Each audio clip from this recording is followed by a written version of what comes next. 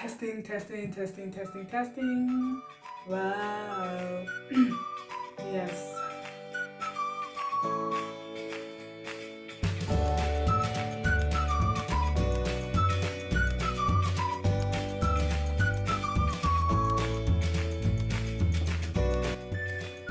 Hi guys, welcome back to my channel. For those who are new here, welcome to my channel. My name is Wanja Waithaka and I am glad that you are joining us on this, I don't want to call it a business trip, but on this journey of discovering what the opportunities that business has. Yes, I am trying to be your business enthusiast, and I hope somehow you benefit. I don't know how, but whatever you get out of this, I will appreciate. So, a few weeks ago, 1 week or 2 weeks ago, I asked you guys what you wanted to know about stocks because I did not know exactly what I was going to talk about, and you guys asked very interesting questions that I was like, since the content became so much, I am going to do this as a series kind of thing. So today we are on our first video of this series, and it's just a basic introduction of what stocks are, like its environment, yeah, something like that. We're going to get into details as the videos continue. So to understand stock, we are going to first understand its macro environment. We are going to start with the Central Bank of Kenya. The Central Bank of Kenya is where the Central Bank of Kenya is kind of the largest governing body. It governs banks, financial institutions, anything that's money-like, basically. Yeah. Then we have the Capital Markets Authority. That's also a board that regulates markets, stocks, forex, all these financial blah blah blahs. It regulates that. Then we have the Nairobi Securities Exchange. First of all, it is not the Nairobi Stock Exchange, it is the Nairobi Securities Exchange, and this is because we are not only buying shares in a company, we are trading in different things. And today we are joined by this thing that I preach every time, the Business Daily. So I will just give an example of some of the things that are traded in the Nairobi Securities Exchange, so that you see you're not only buying shares in company. Wow. Yeah, we're not only buying shares in companies, we're doing much more. So we have the daily treasury bonds. We have, of course, now the company's share price. We have corporate bonds. We have commodities, for example, cereal, we have groundnuts, we have tubers, we have fruits. Wow. Then we even have the unit trusts. Yes, so these are some of the things that are traded in the Nairobi Securities Exchange. It's just like a market. It has many things. You go there, you decide what you want, what is beneficial to you, and yeah, yeah, that's it. Yeah, so what exactly are we doing when we are buying shares? When we are buying shares, we are buying into the ownership of a company.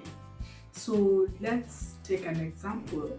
A company has 100 shares, right? So you buy 20 of those shares. That basically means you own 25% of that company. So even if you buy, let's say, 100 shares and a company has like 5 million shares, it's a small percentage, but you still own a certain percentage of that company. That is what buying shares is. So before I get into details of shares, someone asked me, okay, so what's the difference between buying shares and investing in unit trusts? So when I was talking about money markets, I kind of introduced the concept of unit trusts, and I gave what exactly is in unit trusts. We have money markets, we have equity fund and we have the balanced fund, which is a combination of both. For example, you can have a fund which has 40% money market and we have 60% equity fund. So what's the difference between investing in this and buying shares? So first of all, in unit trusts, we have equity funds. Equity funds also invest in companies by buying shares. But now I will explain the difference between this kind of buying shares and buying shares through equity funds. First of all, when you are buying shares, you are buying directly from a company. You are initiating this task yourself. When you are buying shares from equity funds, what you are doing, you are delegating that duty to someone else to do that for you. So what does this mean? An equity fund is a fund that pulls money from different individuals, and then from there they'll take all that money and then they invest it in different companies. So then you're buying stock, but you cannot control which companies these people will invest in. When you are buying shares, on the other hand, you are buying shares from the specific company that you want. If you have information about the market, you can decide, okay, I will buy shares from BAT, I will buy shares from Safaricom, KCB, or any of them. So that is one of the main differences when you are looking at buying shares directly and when you are looking at investing through equity funds. Then when we look at it as a whole, when you are buying shares directly, that is a high risk investment. This is because, for example, company A has shares, its share price right now is at 10 shillings, right? Tomorrow, I find that the share price is at 15 shillings, I will have gained by 5 shillings. But tomorrow, if I find that the share price has moved from 10 shillings to 2 shillings, I will have made a huge loss. So it's a very high risk investment. You can gain a lot or you can be so it's a high risk investment. When you look at unit trusts, something like money markets is very safe. You are assured of a certain percentage. You can get like 7% return, 10% annual return, which is low, but it's very safe. This other one, you can even get up to like 200%, 300%, but then again, you might lose all your money. And that is another huge difference between these two. When you are buying, another difference now, when you are buying shares, what you are looking at is the amount of shares. For example, I think the minimum amount of shares you can buy for a company is 100 shares. So you are not looking at how much you can put in. You get, like, if a company is a company's share price right now is at 5 shillings, you buy 100 shillings, you have invested 500 shillings. Another company may have a share price of 20 shillings. You buy 100 shares, you have invested 2,000. So if you are looking at chums, if you're looking at money, just know the minimum amount of shares you can buy is 100. So as you are going into buying shares, look at how much you have and whether it's able to buy a minimum of 100 shares. Okay, when you go to equity funds, there you're not looking at amount of shares because they're getting this money from different people so that they can invest in shares. So here, you are just looking at this company, what is their minimum amount. For example, their minimum amount can be 2,000, 3,000, 5,000. What's the additional top up? When I was talking about money markets, I made that very clear. For example, the minimum amount could be 1,000 shillings. The top up amount is 1,000 shillings, something like that. So that's how equity funds work. So here you're looking at the amount of shares, here you're looking at the minimum amount. I hope that is clear. A similarity, obviously, all of them have management fee. For example, when you buy shares, it's between 1% and 2%. When you're looking at unit trust, it all depends. It could be 0%, it could be 3%, it all depends. Yeah, those are the key differences between buying shares and investing in unit trusts. If you want to buy shares, please don't look at it as a short-term investment, because 1 year the company might be doing very well, another year the company might be doing very badly.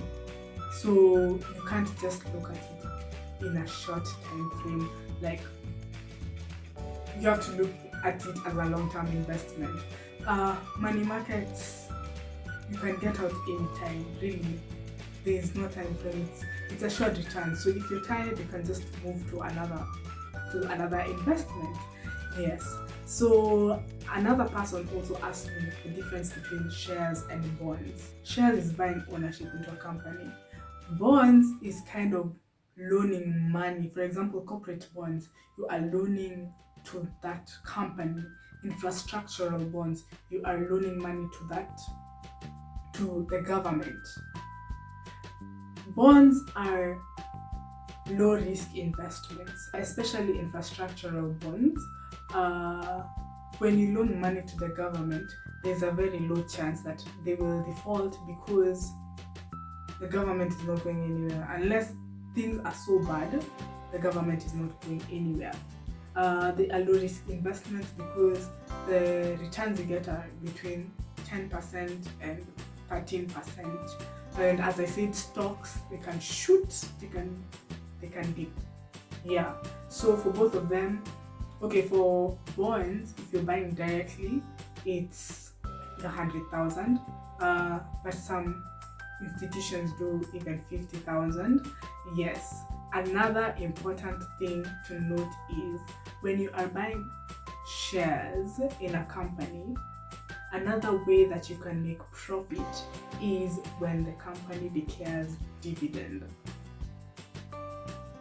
What this means is when the company, let's say, earns profit, they might decide to share that profit with everyone else. Not all companies pay dividend, and companies are also not obligated to pay dividend. So one time they might pay, another time they might not. So we have talked about two ways of earning from shares. Buy at a low price, sell at a high price, and also when companies decide to declare dividend. I don't want to do information overload, but I hope you've gained something out of what exactly shares are, the difference between shares and stocks, the difference between shares and unit trusts, the difference between shares and bonds, and how exactly you make money out of it. So for the next video, with what I do with money markets, I am also going to do with equity funds. I'm going to talk about different institutions that deal with equity funds. I'll talk about what they offer, basically the terms, for example, the management fee, whether they have other fees and all that. Yeah, and we are also going to get now into detail, for example, with the requirements for you to start trading, whether you can do it as an individual or online, or like platforms that you can do this, where you can get information. Yeah, so stick around if you want to learn more about stocks, and I will see you guys next time. Bye.